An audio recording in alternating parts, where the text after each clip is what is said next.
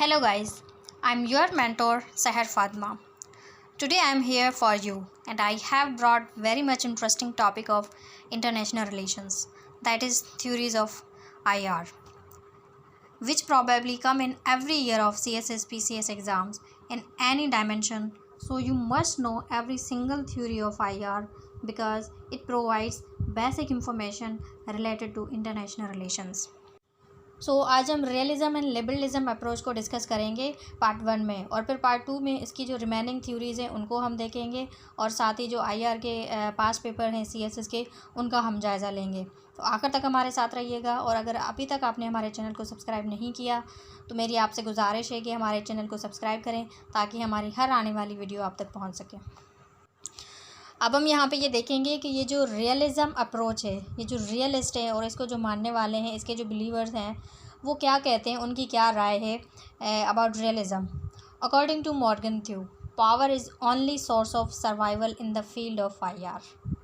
अब ये यहाँ पे आप देख रहे हैं कि ये स्कॉलर हैं IR के, ये कहते हैं कि जो पावर है that is the only source of survival in the field of IR, कि जो नेशन है उनके पास एक सोर्स होनी चाहिए पावर, के पावर की बेसिस पे वो अपनी प्रैक्टिसेस को और अपने जो उनके नेशनल इंटरेस्ट हैं वो उनको सिक्योर कर सकते हैं। मींस रियलिज़म जो है वो कहते हैं कि man is aggressive and selfish in his nature, कि जो लोग होते हैं वो क्या हैं कि जो मेन है वो अग्रेसिव है और सेल्फिश है, कि वो खुद गर्ज होते हैं, वो अपने बारे में ज़्यादा सोचते हैं। तो स्टेट का जो है, यहाँ पे हम इंटरनेशनल रिलेशन की बात करेंगे, यहाँ ये इंडिविजुअल की बात की कि मैन जो है वो एग्रेसिव है एंड सेल्फिश है, कि जिस तरह से हम कहते हैं कि man is grid in his nature.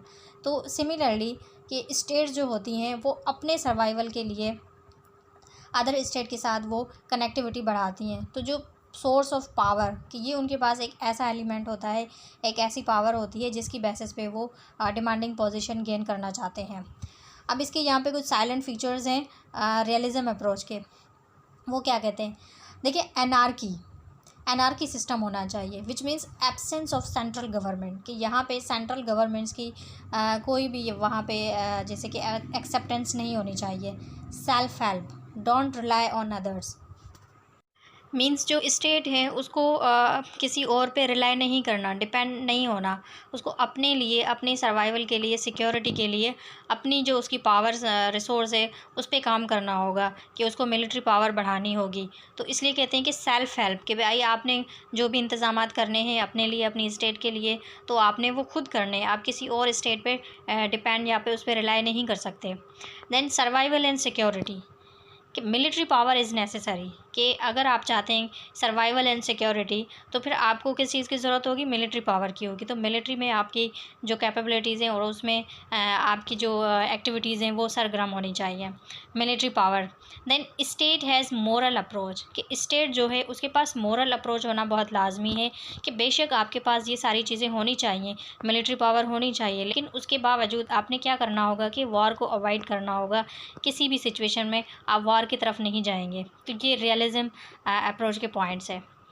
अब हम यहाँ पे बात करेंगे नियो रियलिज़म अप्रोच, कि जो नियो रियलिज़म है वो क्या कहता है। नियो रियलिज़म कहते हैं कि स्ट्रक्चरल रियलिज़म, कि स्टेट का जो है स्ट्रक्चर होना चाहिए, उसके कुछ ऐसे डेवलपमेंट काम होने चाहिए। एंड मॉडर्न सिस्टम, इस 2 ऑब्जेक्टिव होते हैं उसके, कि absolute gain and relative gain, कि वो ज़्यादातर जो स्टेट्स होते हैं वो अपने गेन के लिए वो काम करते हैं, और जो एक्टिविटीज़ होती हैं उनको वो एक्सपेंड करना चाहते हैं और मिलिट्री को वो आगे बढ़ाते हैं।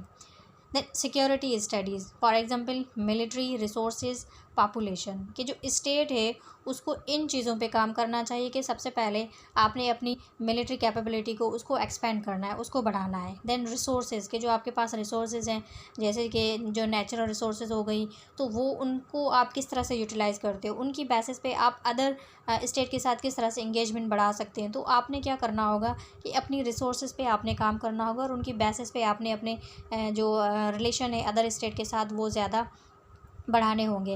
एंड पॉपुलेशन, कि जो पॉपुलेशन है वो भी आपके पास एक रिसोर्स है, एक एसेट है आपके पास, कि आप उस पे काम करें, उनकी एजुकेशन पे काम करें।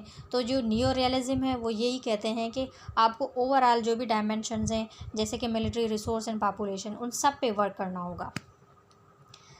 अब हम बात करेंगे कि क्रिटिसिज्म के हवाले से कि इस अप्रोच के जो क्रिटिसिज्म है वो क्या है।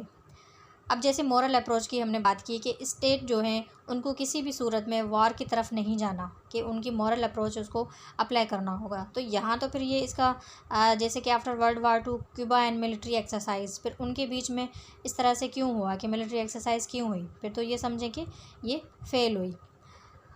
जी व्यूअर्स, अब हम यहाँ पे लिबरलिज़म की बात करेंगे कि लिबरलिज़म जो होते हैं वो पीस लविंग होते हैं।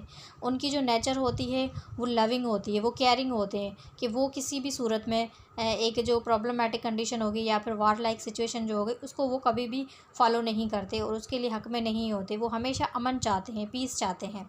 According to liberalism human nature is peace loving, कि ये जो लिबरलिज़म जो होते हैं, लिबरलिज़म को मानने वाले जो लोग होते हैं वो ये कहते हैं कि जो ह्यूमन नेचर है वो पीस लविंग है। कि जैसे रियलिज़म कह रहे थे कि वो एग्रेसिव एंड सेल्फिश है, लेकिन जो लिबरलिज़म है वो ये कहते हैं, इस चीज़ को वो डिनाई करते हैं, वो ये कहते हैं कि human nature is peace loving.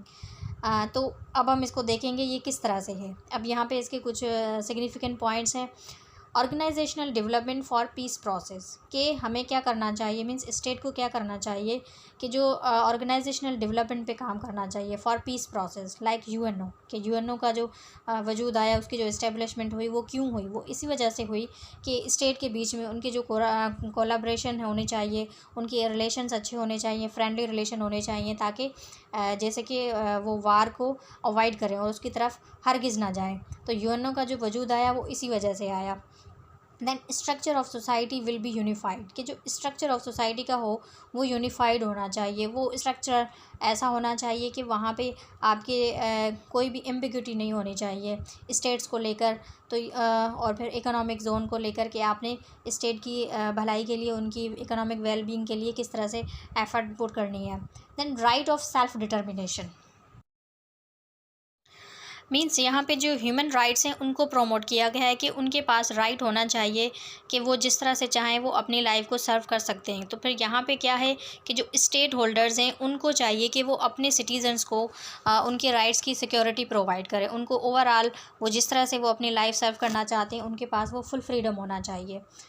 Then collective security, कि जो लिबरलिज़म कहते हैं कि कलेक्टिव सिक्योरिटी का यहाँ पे आपके पास ऑप्शन होना चाहिए। Means weak state against power, कि जो वीक स्टेट होती हैं उनका आपस में एक मेल होना चाहिए, उनकी आपस में एक अंडरस्टैंडिंग होनी चाहिए कि अगर उनको ज़रूरत पड़े तो वो जो ग्रेट पावर्स होती हैं उनके ख़िलाफ़ वो किस तरह से अपनी ताकत को यूज़ कर सकते हैं। तो उनकी कलेक्टिव सिक्योरिटी होनी चाहिए। अगर वो कलेक्टिव सिक्योरिटी की तरफ आएंगे तो फिर जो ग्रेट पावर्स हैं, जो सुपर पावर्स हैं, वो फिर उनके लिए कुछ नुकसानदेह साबित नहीं हो सकती। Open diplomacy, then international organisation, कि यूएनओ, वर्ल्ड ट्रेड हो गया, वर्ल्ड बैंक हो गया, एनजीओ, मल्टीनेशनल कॉरपोरेशन, तो इन पे काम करना चाहिए। बिकॉज़ ये जो ऑर्गेनाइजेशंस होती हैं ये इनका जो मेन मोटिव होता है वो यही होता है कि आप अपने स्टेट को किस तरह से अपलिफ्ट कर सकते हैं इन ऑल डोमेन, जैसे कि सोशल हो गया, पॉलिटिकल हो गया, कल्चरल या फिर इकोनॉमिक। तो ओवरऑल जो भी है तो आपने किस चीज़ पे काम करना होगा, ऑर्गेनाइजेशंस पे काम करना होगा, ताकि फिर आपकी जो स्टेट है वो इकोनॉमिक में आपका एक पीस एंड। जी व्यूअर्स, ये थे लिबरलिज़म के पॉइंट्स। अब इसका क्रिटिसिज्म है कि new autocratic system means Nazi party, Hitler. अब जो लिबरलिज़म के जो मानने वाले हैं वो कहते हैं कि भाई जो ह्यूमन है उसकी जो नेचर है वो पीस लविंग है, वो अग्रेसिव नहीं है। तो अगर वो अग्रेसिव नहीं है, पीस लविंग है, तो फिर ये जो हिटलर है, नाजी पार्टी का जो वजूद आया था, वो तो इतना ये एग्रेसिव क्यों था, इसने क्यों इतनी तबाही मचा दी। तो उस हिसाब से तो फिर ये जो थ्योरी है वो अप्लाई नहीं हो सकती।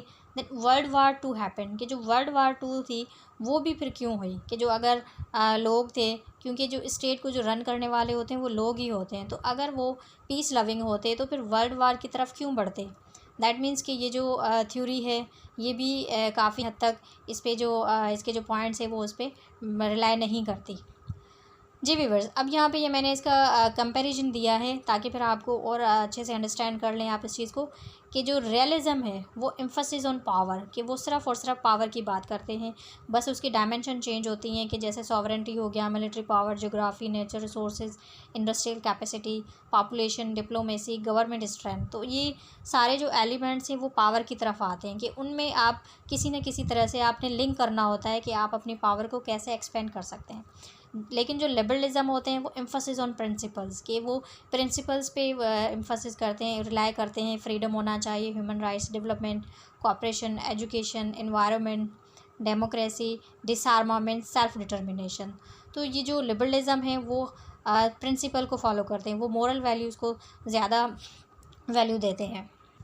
जी व्यूअर्स, अब यहाँ पे आप इस चीज़ को कंपैरिजन करके आप इसको अंडरस्टैंड कर सकते हैं कि जो रियलिज्म एंड लिबरलिज्म है वो किस तरह से अप्लाई होती है आईआर की फील्ड में। तो आज के लिए इतना ही। उम्मीद है कि ये आपके लिए काफ़ी हेल्पफुल रहेगा और आपको पसंद आएगा। And if you like my video, please subscribe and share. Thank you for watching me.